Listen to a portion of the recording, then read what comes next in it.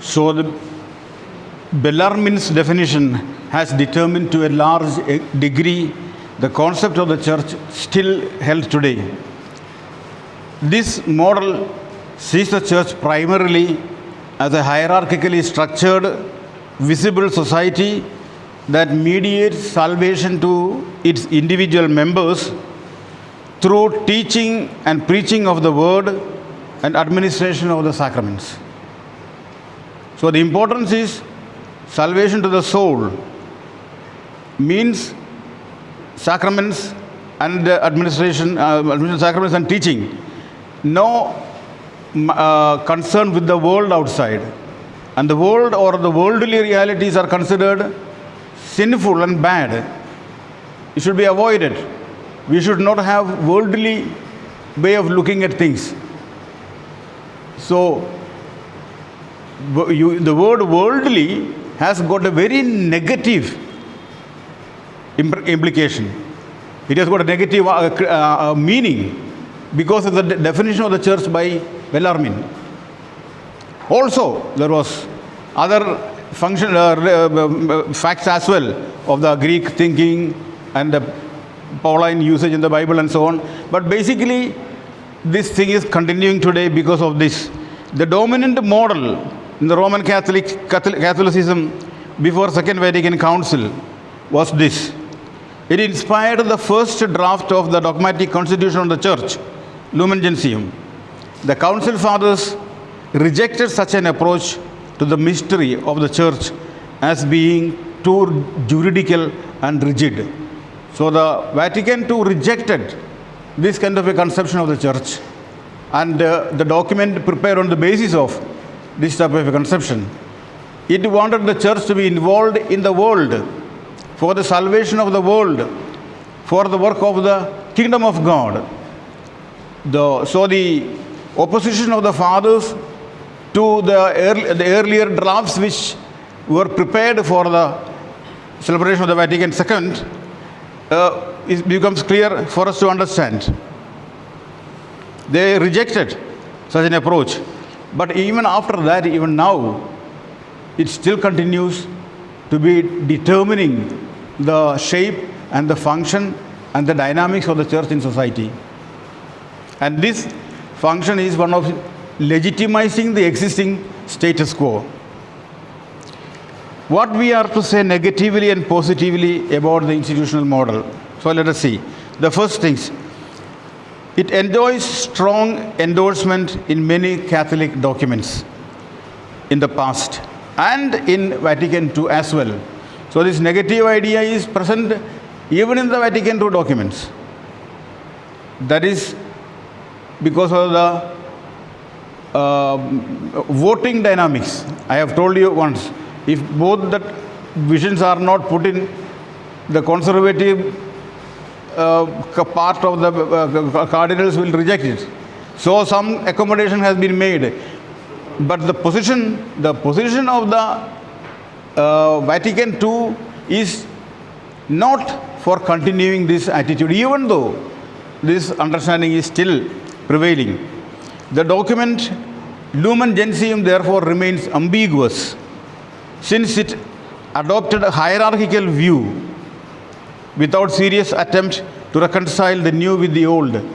So the Catholic Vatican II document has a big area to speak about the hierarchical church and supporting the hierarchical church. Of course, hierarchical church is required, an organization is required, whether it is hierarchical or not, organization and structure is required, and the church has taken the hierarchical structure for the time being, and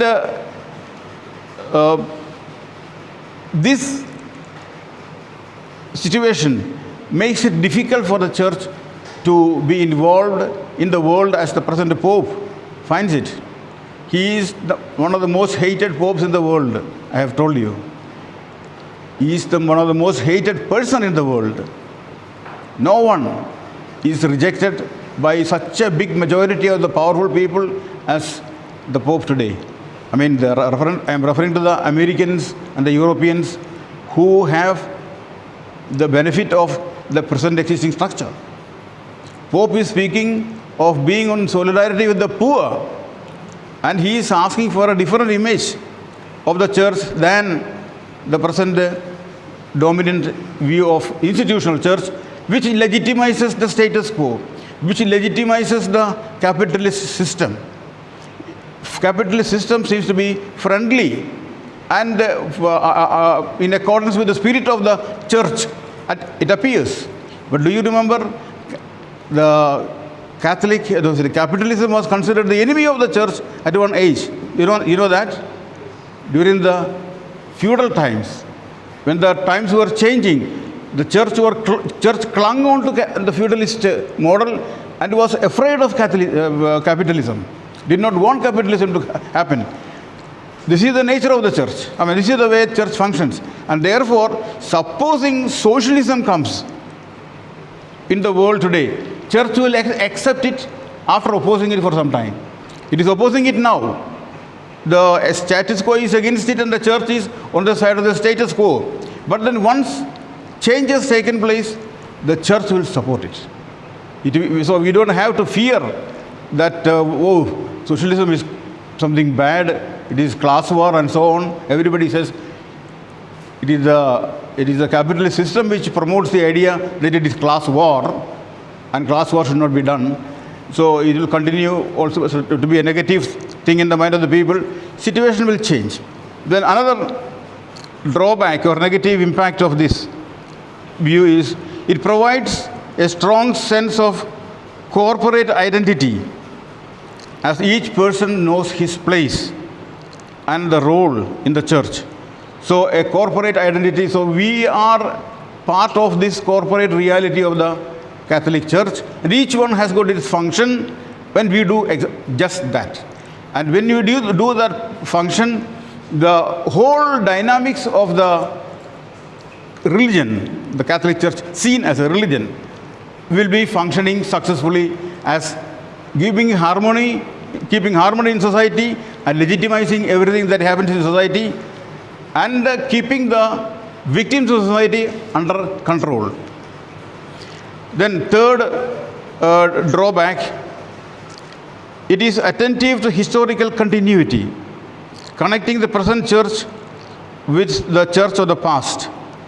It provides a feeling of security against any present theological uncertainty and theological fad.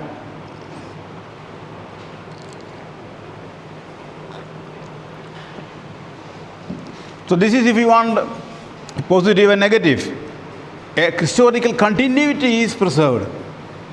So the apostolic succession is considered as coming from the apostles, the other bishops, and coming handed down towards the bottom. And also the other teachings. So there is a sense of security. We are the church that traces its origin back to Christ. That kind of a feeling of security this model gives. Other models may not be very much insisting on this idea, but then as much as this model. And change of theology, some people get insecure about the change of theology. New theology is looked at with suspicion, and this institutional understanding of the church helps us not to be touched by these changing ideas of theology. So all that is changed. New theology is considered bad. It is not in agreement with or it does not have the approval of the hierarchical authorities, and then it is not found to be accepted. Just like in the case of liberation theology. At one time, it was a new theology. In the 70s, new theology, and it was not seen as according to the thinking of the church authorities of the time. Ratzinger especially, he brought out two documents. The liberation theology was opposing the status quo. It was on the side of the poor, and that was not comfortable for the existing church. So church tried to oppress and suppress the liberation theology. So institutional church institutional model of church has this drawback. On the other hand, institutional church is based not so much on the scripture as on a particular worldview, with a definite understanding of the universe, of human person, and of culture, which is composed of meanings and values of the common way of life. So, instead of basing the present the institutional model on the Bible, it is based on a worldview along with the different ideas, along with the different values. And which is the worldview? Today's dominant worldview is the globalized capitalist worldview. Everything in terms of profit and everything else in terms of reducing the loss. Now we see in the COVID-19 situation, the efforts being made by Modi is half-hearted for the poor. Not only half-hearted, he is cruel towards the poor. The only reason is, if he gives money to the poor, our financial deficit will be a little larger. And that can cause problem for him for next election. If a larger deficit, then the value of money goes down. So that he accepts that rather than saving the life of the suffering migrants. So this is, our church also is based on this kind of a value system. Though it says we are based on the gospel, actually it is not based on the Bible, this institutional model of church. It is based on the Roman understanding of structure and organization. The Roman understanding is taken over by the church and it is continued. So its universe of, its understanding of person, its understanding of culture, based on meanings and values which have become now common way of life. This view is perfect expression of the classic worldview. It consists of dominant mentality that enshrines certain tradition. As a consequence, the church bases its authority not on community but on the sacrament of orders. In democracy, authority rests with the people and is delegated by the people and is legitimate only to the degree that people give credit to it. Now the whole situation is different. Church gives authority and functions on the basis of dominant worldview. And this dominant worldview is carried on in the authority structure by taking only the people of conveying authority by means of order of priesthood, sacramental order, which only opens the door to the one section, one small group of people. How many people are there in the hierarchical structure of the church? In the church, so many are there. In the parish, only one parish priest or two parish priests, but then a few hundreds of people. So 1% or 2%, but they have the power. And the majority of the church, they are only receivers and contributors of money. They have no power, they have no value as followers of Christ. They cannot suggest, they cannot bring out any idea as corresponding to the demands of Christ, as was done by the liberation theological situation, where people proposed what is the life that in accordance with the Bible. So that idea is not there, and we have only the dominant mentality, and the basic thing in it is authority based on order, which many people, or the majority, cannot get. So priestly order means authority. In democracy, it is the opposite. The authority resides in the people, and it functions by means of delegation and the delegates have got power as long as their credibility among the people is not lost. But now here you can go against a parish priest, you can go against the pope, you can go against the bishop will remain. But in the democratic system, if people are against, he will have to give place to the authorities will have to give place to somebody else. So the situation of the church in this model of understanding is something that calls for change. In the church, authority derives its governing power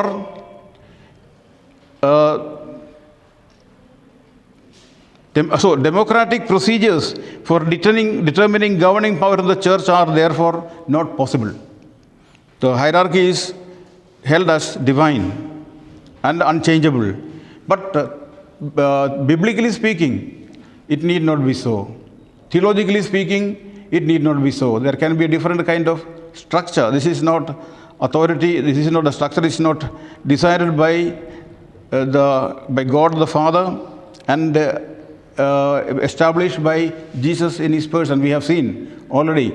Church is not instituted by Christ, but it is founded, or it is going back to the person of Christ.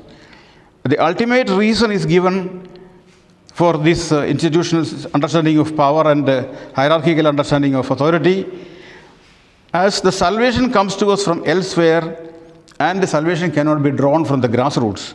So salvation comes from elsewhere. So people are not the source of salvation, so therefore they cannot have power, they do not have power. Power comes from elsewhere. To say that all are equal does not affect the social organization of the church, but is seen only as a spiritual reality. Equality is a spiritual reality which has no foundation in the concrete life situation. What might be rightly assumed in the secular world, that social and political equality is a basic human right, this cannot be applied to the church and its organization. So in the world outside, we can demand basic human right. We can fight for it. But in the church, there is no basic human right which we can ask for, fight for.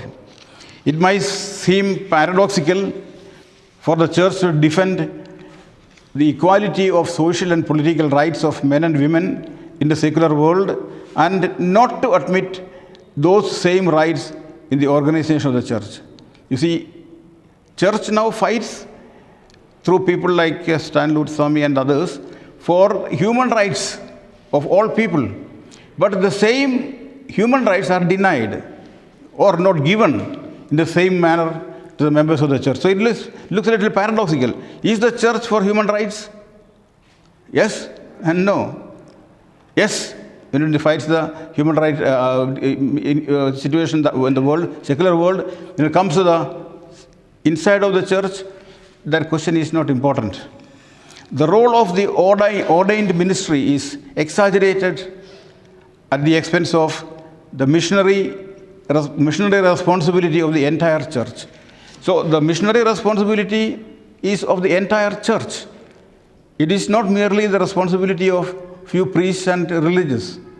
It has now come to be that. Priests go abroad to different world, different cultures and preach the gospel. So missionary work is the work of the priest, and that is in terms of converting others. It is because of the order, the power of the order coming into it. The people who go to preach are the people who have got the power of the order. And the order is interested in converting. They can convert, they have the power of converting. So converting others.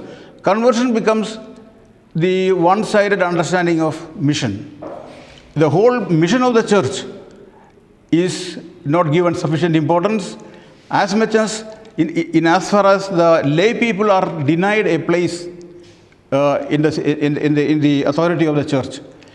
And it is restricted to the order of sacramental order. Institutional structures are those that are regularly established, publicly recognized, stable, respectable, and uniform. In the institutional structures, institutional authority is publicly recognized and it is respected everywhere.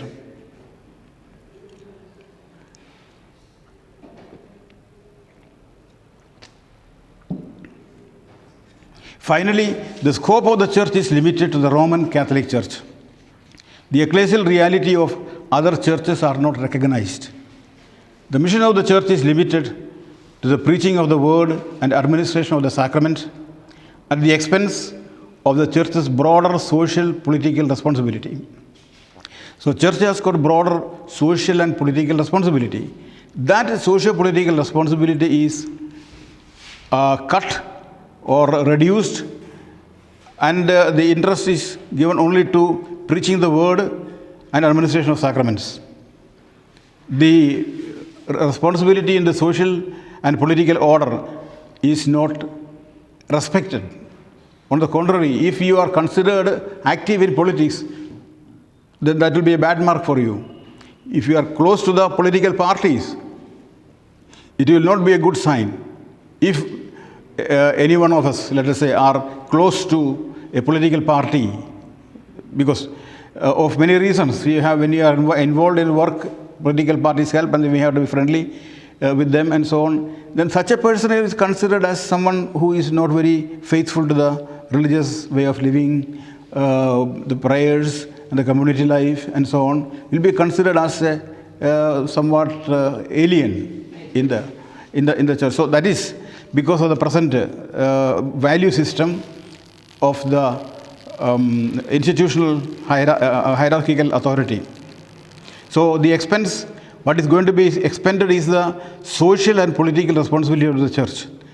This is a real obedience obstacle. This is an obstacle to creative and fruitful theology.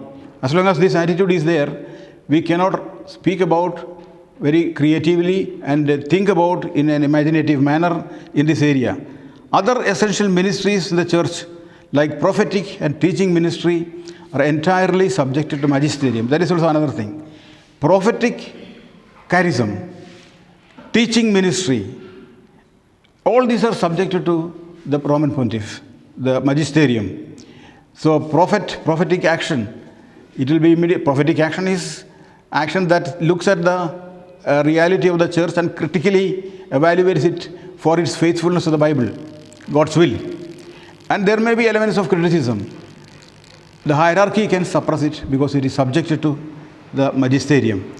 The charismatic ministries in the church are either ignored or presumed to have been legitimately taken over by the ministry of office. So the charismatic functioning, different charismatic leadership functions are taken to be under the ministry and hierarchical ministry seems to have overtaken or made it all its own. So these are some of the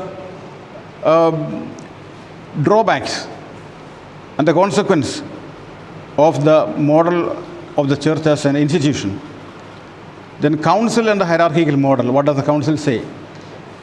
The revolutionary vision of the church that emerged during the council put a stop to a church image that portrayed church almost exclusively in terms of hierarchy. That was the revolution of the Vatican II. It put a stop to the church the image. However, in spite of all the corrections the council made, the effective institutional and legal structures of the church seem to render this new vision of the church largely ineffective at the grassroots level. So the new vision of the church which has come out in the Vatican II is practically ineffective. Legal structures have not been changed to correspond to this theological perception where the image of the church is different. So at the grassroots level, the new vision of the church has not taken shape. They have not had any power. The old perception of the church still seems to be the image that prevails in many circles of the church up to the present. We may safely say that the reform introduced by Vatican II has still a long way to go. Then we have another dimension to discuss: institution and charism. They are opposing forces. What is the place and what is the role? Today, most theologians say that the institutional and the charismatic are irreducible and they are distinct aspects of the church in its pilgrim condition. The pilgrim condition of the church is moving towards the final eschatological fulfillment, and in this situation there are the church is moving and can make mistakes on the way, because we are a pilgrim society. We can fall, we can take the wrong path, and therefore there has to be a corrective element. That is the prophetic. The prophetic and the institutional, they do not seem to be, they are not reducible to one another. The hierarchical cannot swallow the institutional and destroy. Hierarchical cannot take over the charismatic and the prophetic, and cannot think that they have the charismatic and the prophetic has to function under their control. This means that the magisterium as such cannot appropriate the charismatic prophetic ministry and claim it as its own. So the bishops and the parish priests, they may say, we are also prophet, priests and kings. So we also have a prophetic ministry. Only you, not you, religious. Religious, they don't have the institutional baggage. They are not part of the hierarchical church. The religious, the association of priests also, they are not really, strictly speaking, part of the hierarchy. Hierarchy is the power-wielding members. The association of priests can work same way as our religious priests also work in parishes, and they become then part of the institutional structure. The function of the religious is institutionalized prophetism. So prophetism, there is institutionalized, and both institution and charism are linked. This institutional charism cannot be claimed, and the prophetic charism also cannot be claimed. I think I made a mistake. The hierarchical church cannot claim the prophetic ministry as its own. Institution and charism are linked to the service and are subordinated to the Christian community as a whole. The ministry of prophecy belongs to the charismatic ministries, and it must be exercised. The church needs this ministry. That is, men and women are required who are capable of discerning God's hand in the history of our times. For example, a person like Stan Lursamy, he has seen the hand of God in history, God moving with the suffering, victimized, enslaved tribals. And that perception is prophetic perception. And the role of the prophet is in this way. And this type of prophetic action is not really readily approved by the hierarchy. If you see the reports, most of the people who support Stan Lursamy and others are religious and seminaries and others. No bishops' conference has come supporting Stan Lursamy. It is interesting. So the ministry of prophecy belongs to the charismatic ministries, and it must be exercised. The church needs this ministry. That is, men and women capable of discerning God's hand in the history of our times. So, religious are required. Religious functioning or the religious congregations, they are to be considered as the permanent institutionalized prophecy, institutional prophetic ministry. So that is the next point. Religious orders are institutional prophetic ministry. In 1993, the Congregation of Religious Life had this to say.